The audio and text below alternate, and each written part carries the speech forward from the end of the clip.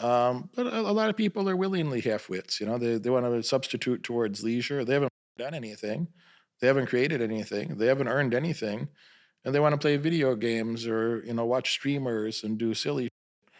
A person that values entertainment over education deserves to be unemployed. So, they say, "Oh, UBI, we're gonna give them some universal basic income." Well, where's that tax money gonna come from?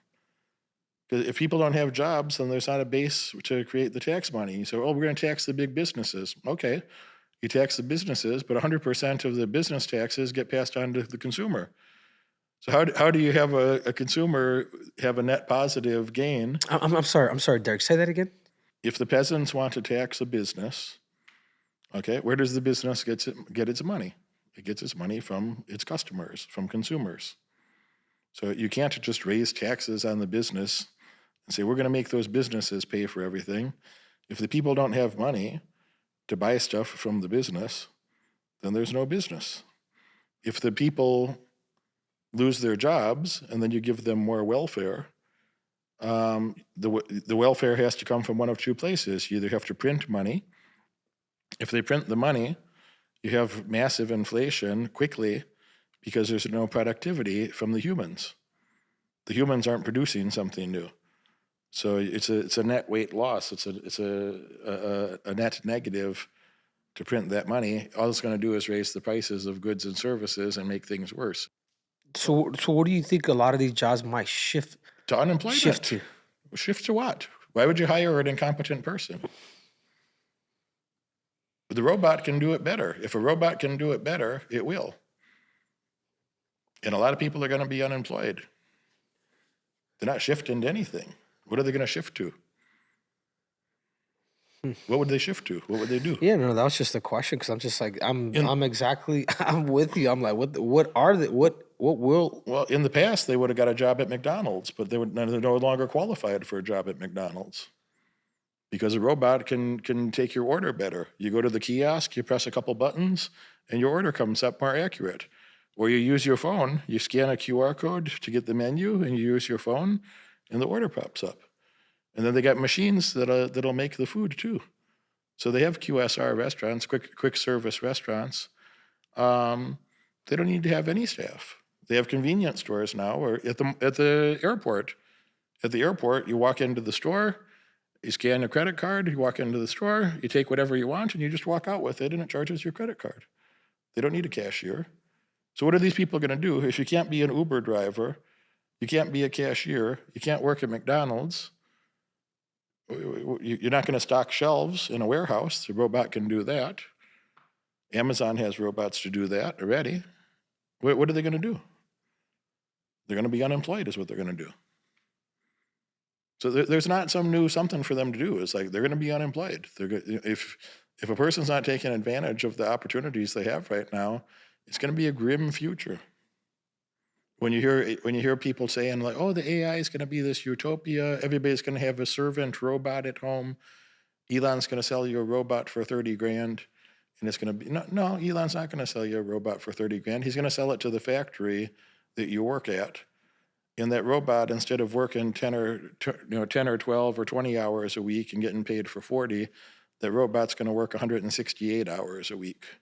And you're not going to pay any benefits to it. You're not going to pay unemployment. You're not going to pay for its health insurance. The robot's going to work 168 hours a week, and it's going to work more efficiently than the human. So it's going to have 8 times the output just based on hours, and it's going to have another, 50% or 200% output based on efficiency. And the person is going to be unemployed, and he's not going to be able to afford his personal servant robot. And that's life. And people don't want to hear that, and you can deny that. Ayn Rand had a beautiful quote. Ayn Rand said, "You can ignore reality for a period of time, but you cannot ignore the consequences of ignoring reality." So for somebody here that's like, "No, I'm going to have a job," no, you're not. Even a lot of smart people. The people that know this the best are the engineers. They're building the tech because they wrote the code and they created the code to have some, consciousness, artificial intelligence, and that maybe is a truly sentient being in the future, a sensible being, um, the engineers know better than anybody else that, oh, yeah, the code can now write itself. So now they don't need so many engineers. So, if you, no, that doesn't mean that high level people can still have jobs, but like, what does a doctor do? A doctor does a lot of diagnosis. The machine can do that better. The AI can do that better in many cases. So I think a nurse might have a job wiping your ass, but a doctor is likely to lose their job. Radiology, what happened to the radiology department at a hospital? When they take an X-ray, for a long time, they would just send that X-ray to India, and some Indian doctor would look at the X-ray and charge a lot less money than an American one. And now they just feed the info to a machine. There's no doctor involved at all. It's a lot of things are automated. So doctors are going to lose jobs. Most of the accounting industry, there's no reason to have a job. Many tech people, low-level attorneys. There's a lot of people that are, well-educated people that are going to be jobless. And the whole bottom 50% of stupid people are going to be jobless. Why would you ever hire them? You could hire the guy that used to be a doctor who's now unemployed to do whatever you want him to do in your business. Why would you ever hire the dummy who was playing video games when he should have been learning something? You'd never hire that person. If you didn't care enough about your education to invest in it, if you didn't make the efforts that you and I have to earn a good place in the world, then soon you won't have that opportunity anymore. It's not a cheery thought, but it's reality, guys. John says, hi, Derek and Mr. Cejudo. No, Mr. Moneyberg? Who's Mr. Cejudo over there? Derek? Derek and Mr. Cejudo. Thank you both for your time. When looking at potential partners or investors for real estate, other than joining groups like your mastermind, how do we go about finding and building those relationships with these individuals?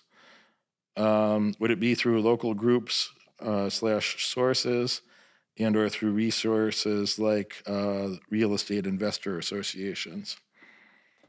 I don't want partners, guys. I don't have a business partner. I don't have a partner in a land deal. The only partners I have are in the stock market. I own some publicly traded companies.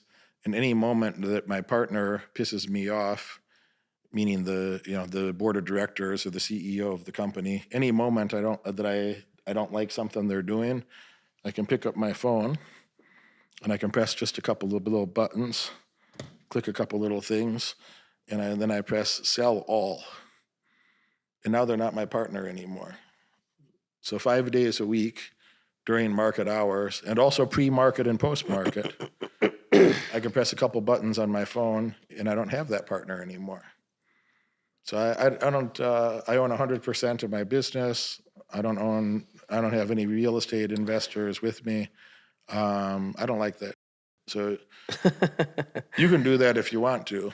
You do that if you want to, and you can go to 7-Eleven. I am a little amused when I hear, so besides your mastermind group, is I go to 7-Eleven and the guy that opens the door for you at 7-Eleven, who hasn't showered in 9 weeks, maybe he should be your partner instead. If you don't if you don't meet somebody from my mastermind group that you think would be excellent, there's a reason that group exists.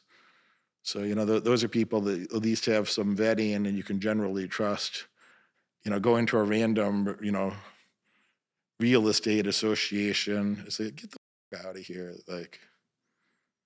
get the out of here.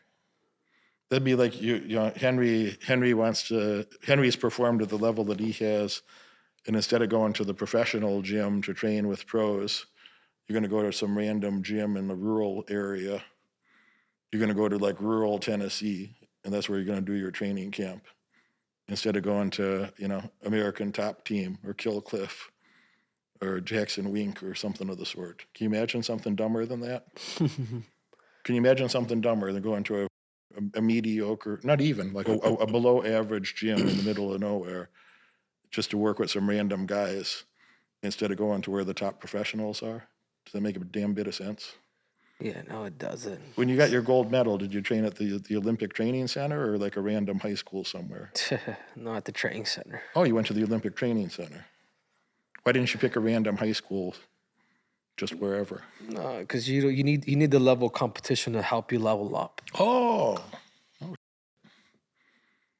oh, maybe don't pick the guy at 7-Eleven then. Maybe go where there's a place of other people that are serious, have similar values and similar goals and differentiated skill sets. Any final words about success and winning, Mr. Henry? No, I think you hit the nail on the head, Derek. First of all, I want to say, it was a very my mind is kind of puzzling because you start to think of all the different areas of not just making money but also the economy and how everything plays a role. And when you understand that, I think that's why Elon's been able to really kind of be ahead of the curve. He's anticipated, and this is the reason why he's probably going to hit the first $1 trillion because he's thinking outside the box, but he's also kind of keeping it super simple. What is it that's more likely, like the energy, a little bit to go back on the energy talk? Like, yeah, energy is going to be worth more than money. It's going to be worth more than gold. It's providing something to all of us. Yeah. And it's the same reason why there's, Tesla is, one of the biggest companies in the world, if not the biggest. And everything that he's doing is it just makes sense. And I think he just gets it. He's ahead of the curve. And I think, if we can sip on that Kool-Aid a little bit and really kind of understand a lot of that logic, I think we'll make better decisions, particularly on the stocks.